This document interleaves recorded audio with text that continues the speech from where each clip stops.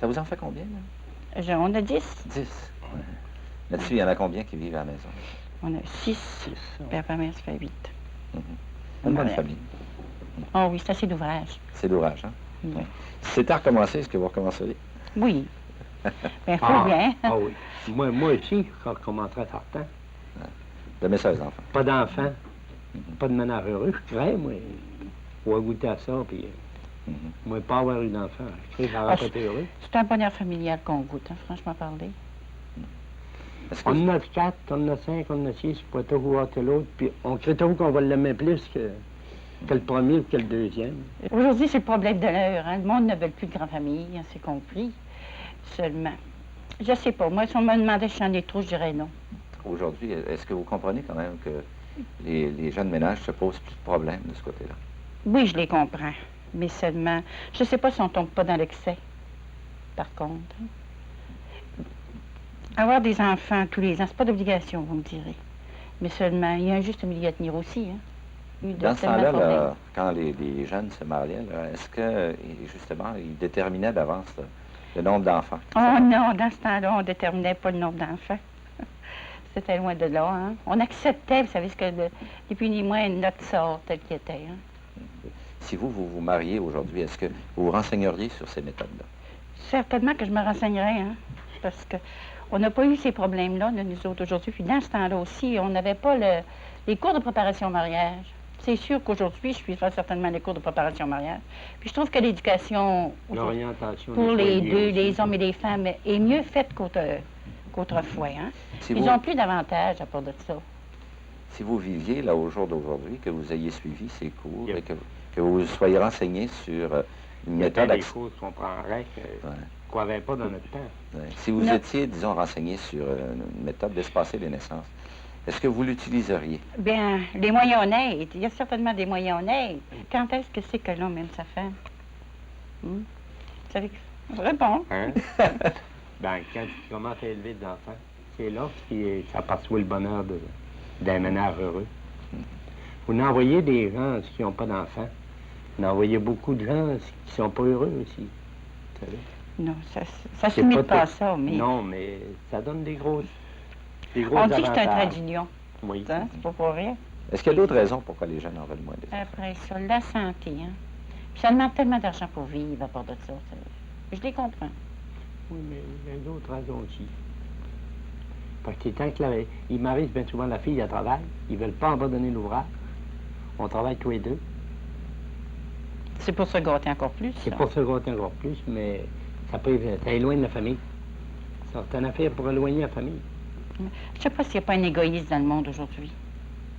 Je me semble qu'il règne un esprit d'égoïsme. Ah ben, ils disent, on va se marier si tu veux pas avoir d'enfant. Ça va t'en dire ça. Tu vois? On va se marier, mais si tu veux pas avoir d'enfant, on va se marier. C'est une chose qui se règle à deux, ça. Oui, mais s'ils se règlent avant de se marier, il faut... Non, elles n'ont pas le droit, je me semble, de régler ça avant ça. Oui, mais on l'attend dire beaucoup de fois, ça. Selon vous, ce serait manquer de générosité envers la vie? Oui. Je me sens que c'est manquer de générosité. Même les gens qui sont si sévères là, sur la limite des naissances, si leur mère avait suivi ces moyens-là, je ne sais pas s'ils seront au monde. Vous savez? C'est une chose, parfois, là, que ça me choque quand je vais dans les réunions. C'est pas ce que je m'impose, je ne voudrais pas m'imposer non plus, mais un esprit qui règne, là, que vous savez, qui se crée aujourd'hui dans le monde, il faut absolument limiter les naissances. Il y a des fois, on va dans les réunions, ça fait dur, les femmes. Ça se pogne, puis... Bon, pas sur mes femmes, voyons. Les hommes sont pires que les femmes. Non, les hommes pas pires que les femmes. Ça se discute dans les réunions? Oh, beaucoup. Quand ils parlent de la pilule, vous savez, c'est pas drôle. C'est grave. L'histoire des pilules, moi, pour moi... Je pas de bonne humeur dans ce temps-là.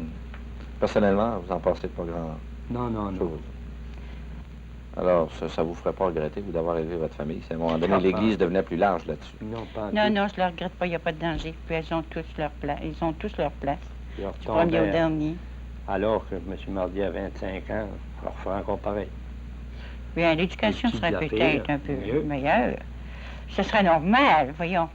Il faudrait bien se mettre à mode du jour un peu, mais tout en se servant de méthodes honnêtes. Il y en a des méthodes honnêtes. Hein?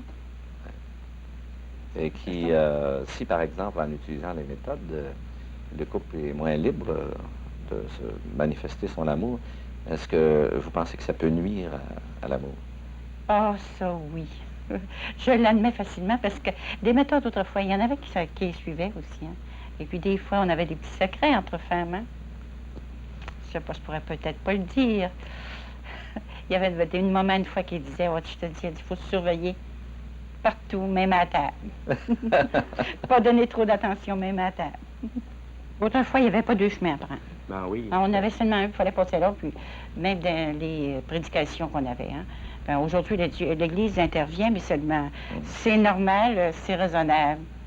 L'histoire de la religion, faut la vivre, sa religion, et puis la vie, le bon Dieu n'exige pas tant. Est-ce que vous ne trouviez pas parfois que le chemin était un peu étroit? Oh oui, c'était dur des fois. C'était chaotique pas mal. Seulement. Faut pas bouder l'avancement. Hein? Non, non. Mais il y a un juste milieu à prendre, par exemple. Ma mère aimerait ça vivre aujourd'hui parce qu'elle trouve qu'on est chanceuse.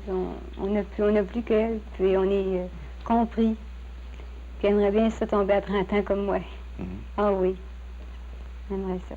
Malgré qu'elle ne regrette pas du tout sa vie de ménage, elle était bien avec mon père, puis on était tout ensemble. C'est beau dire 10, 12, Oui. mais est-ce qu'on va avoir la possibilité de pouvoir donner à ces enfants-là tout ce qu'ils ont, ce que le monde demande d'eux? Notre cas, actuellement, on trouve que 6 enfants, c'est beaucoup de travail, puis ça nécessite beaucoup ça nous occupe beaucoup. Si on fait pas, on n'a pas les moyens permis pour pouvoir les éloigner un petit peu, j'ai garanti qu'on a 95 chances sur 100 que ça arrive. Moi, le but principal, c'est d'essayer d'élever ceux que j'ai maintenant. Puis aussi, faire attention, y avoir une bonne santé. Puis aussi m'épanouir sur un autre angle aussi. Maintenant, après avoir défini, si vous voulez, les raisons pourquoi vous pouvez être entraîné à limiter les naissances, est-ce que ça pose parfois des problèmes de conscience? Pour moi, ça a été un problème de conscience quelque temps, mais plus maintenant. Parce que je suis convaincue que présentement, il faut faire comme ça. Puis j'ai demandé conseil aussi. C'est pas une chose qu'on décide nous autres mêmes. J'ai demandé conseil à un aviseur moral pour qu'il puisse nous comprendre, puis discuter avec nous autres. Puis c'est décidé. Et quel problème de conscience ça posait pour vous? Il y a un petit peu de scrupule parce que on n'a pas été, nous autres, aussi renseignés que maintenant. Nos parents pensaient comme nous là-dessus. Non, non. Parce qu'en fin de compte, j'ai l'impression que, moi, j'ai pas connu ma grand-mère assez, mais j'ai l'impression qu'elle a dû dire à ma mère, fais ton devoir. C'est le devoir, mais rien d'autre chose. Le devoir, c'était le devoir. C'était sous-entendu. Puis là, les tantes en arrière devaient taper de l'œil. Alors, faire le devoir, ça voulait dire quoi, ça, pour le couple? Toujours dire oui. N'importe quand, fatigue, pas fatigue. Puis après, tourne de bord, dors. Ça me fait, ça, cette impression-là, en fin de compte. Je ne sais pas, je n'ai pas vécu dans ce temps-là.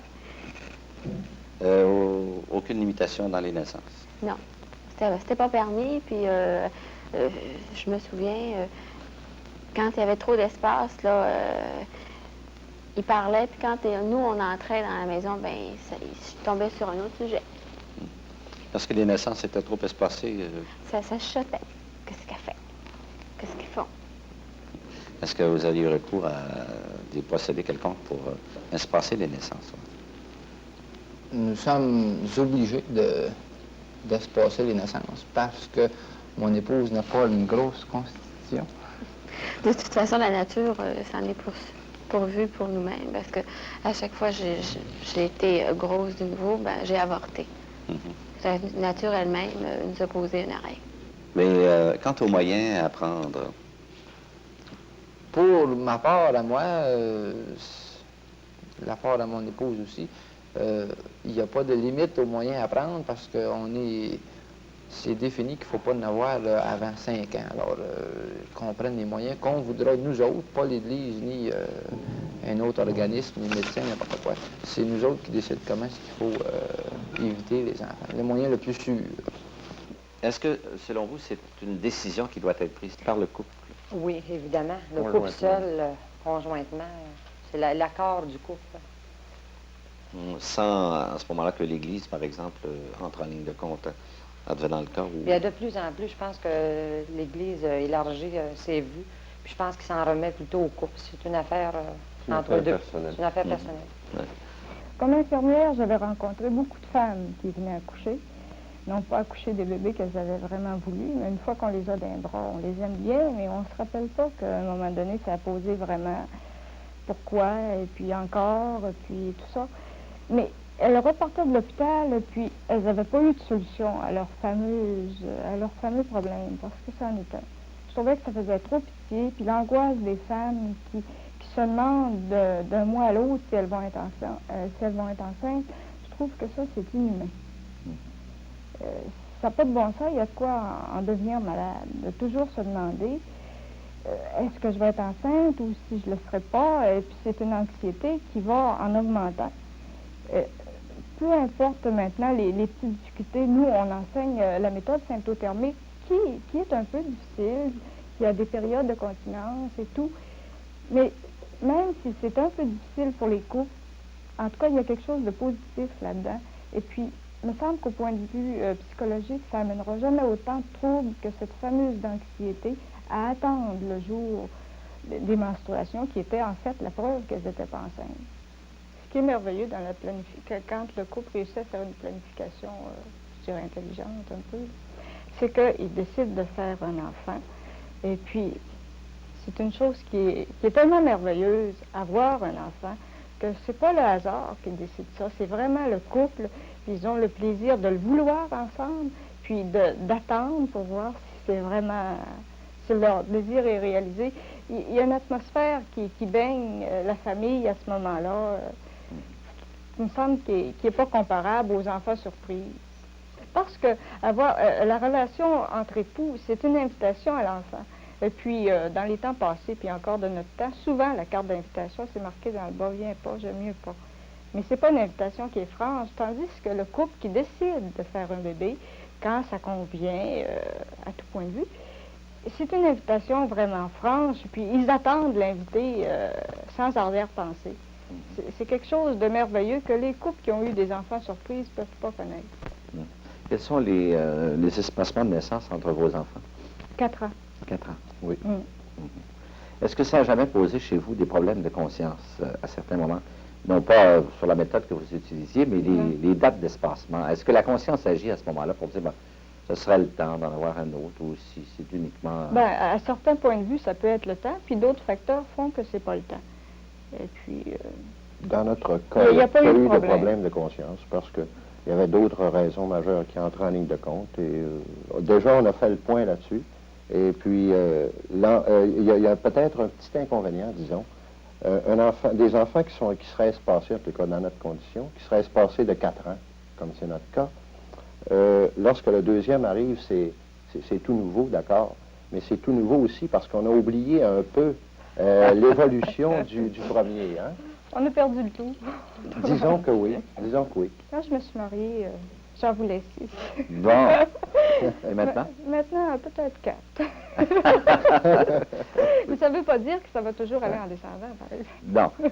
Non, non, évidemment. Mais pourquoi 6 au début, 4 maintenant? Ben parce que je me suis rendu compte que c'est un petit peu difficile, ça demande beaucoup de temps, et puis... il y a le côté éducation des enfants, il faut les rendre à maturité, ces enfants-là. Il ne s'agit pas seulement de les avoir, c'est à ça qu'on pense aussi. Il y a le côté moyen financier de la famille, parce que pour épanouir nos enfants, pour leur donner un petit peu plus que ce qu'on a eu, bien, on vise tous à ça d'ailleurs, il faut quand même avoir les moyens nécessaires. Et on considère que, d'accord, c'est peut-être moins dispendieux à la douzaine, mais il reste quand même qu'il faut être présent auprès des enfants. Et nous autres, notre conception de l'éducation des enfants, en tous les cas, c'est qu'il faut non seulement être présent physiquement, mais il faut être présent aussi de corps et d'esprit. Et si on veut être présent de corps et d'esprit, nous autres, selon nos capacités à nous, dont nous avons déjà discuté, on considère qu'à 4 enfants, on sera capable de faire face. Il faut quand même que le couple ait des moments qui lui appartiennent. Est-ce que, justement, pour permettre de régulariser, de planifier ces naissances, il est absolument essentiel d'avoir une méthode. Oui, Sûrement. oui, il faut seulement une méthode. Dans notre cas, nous, la méthode rythmique a été très bien dans notre cas. Au début, la méthode Ogino. En fait, une méthode de continence, quelle qu'elle soit, donne de très bons résultats. Faut-il que ce soit une méthode absolument sûre? Jusqu'à un certain point, oui, parce Pour que l'épanouissement, pour avoir la détente chez la femme, Oui, parce que moi, je ne surtout. prévois pas une femme détendue qui va guetter la fin du mois. Et alors, je ne vois pas qu'est-ce qu'elle va apporter à son mari à ce moment-là. Et au reste, Et au aux reste de la enfants déjà famille. existants. Si la femme est tendue, elle se guette, qu'est-ce que la famille va ressentir? Tandis que, comme l'union physique est supposée être quoi, une manifestation d'amour, quelque chose qui apporte quelque chose au couple. Et la pilule? La Ce qu'on en pilule. pense. Dans notre cas, Dans notre cas, nous, on l'a laissé de côté, On la laisse de côté, il faut s'entendre. présentement. La pilule, est-ce que ce sera pour vous un problème de conscience que de l'employer? Absolument pas. Ça dépend dans quel sens on l'emploie. vous savez. Si on l'emploie comme anticonceptionnel, eh bien, c'est un anticonceptionnel. On le met au rang des autres. Hein? Ça dépend. Actuellement, il n'est pas admis à notre religion. L'anticonceptionnel n'est pas admis. Alors, il est classé comme les autres, et je le calculerais un petit pire que les autres, en fait, parce qu'en plus, il nuit à la santé. Si vous voulez, c'est une façon élégante de camoufler un anticonceptionnel.